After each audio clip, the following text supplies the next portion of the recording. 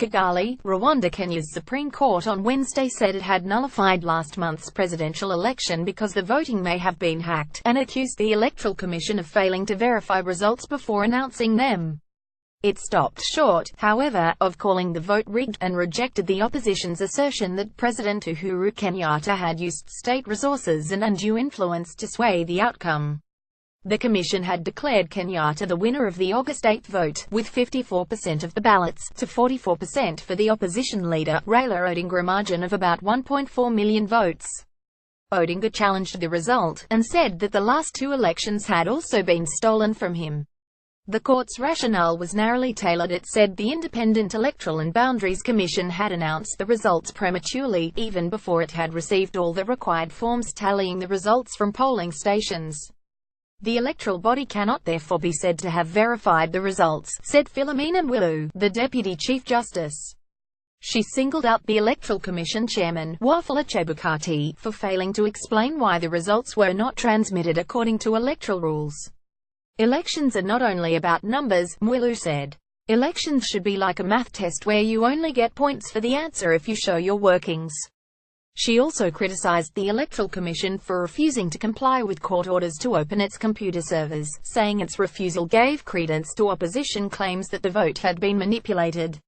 This contemptuous disobedience with the court order leaves us with no option but to accept the petitioner's claims that the IT system was infiltrated and the data therein interfered with, she said.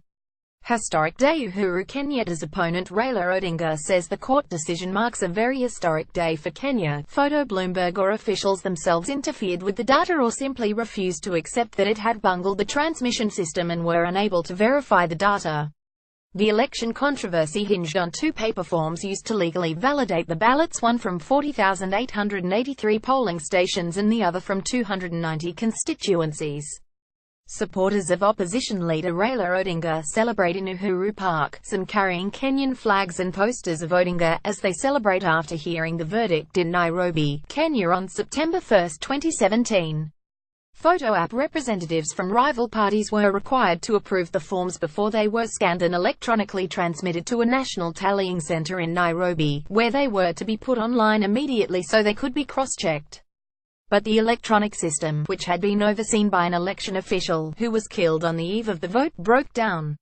Therefore, only the results, and not the forms, were sent to the tallying center, often by text message.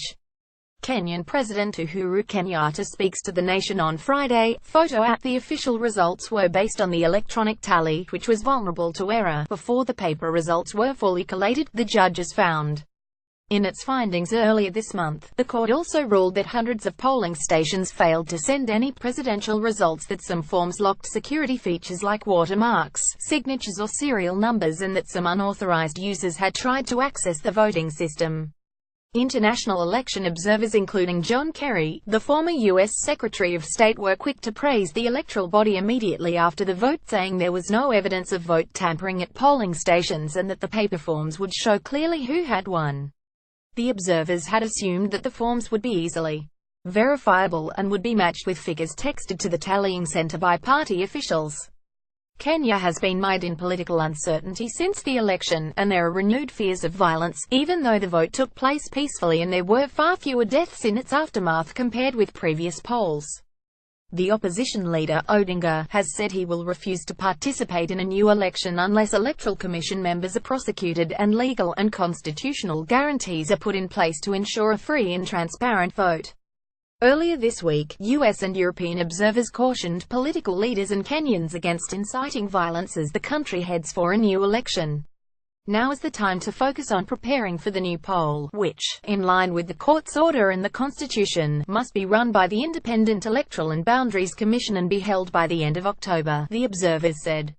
Whether the new vote can be carried out by October 17, as the court requested, is unclear. The French digital security company that supplied the voting technology says it has been treated unfairly and that the machinery probably will not be ready by the date. The September 1 ruling to nullify the election results came as a surprise, and has been seen as a milestone for the rule of law and for judicial independence on a continent where democratic norms are still in flux. A disputed presidential election a decade ago led to deadly violence, but this year's voting was mostly peaceful. New York Times.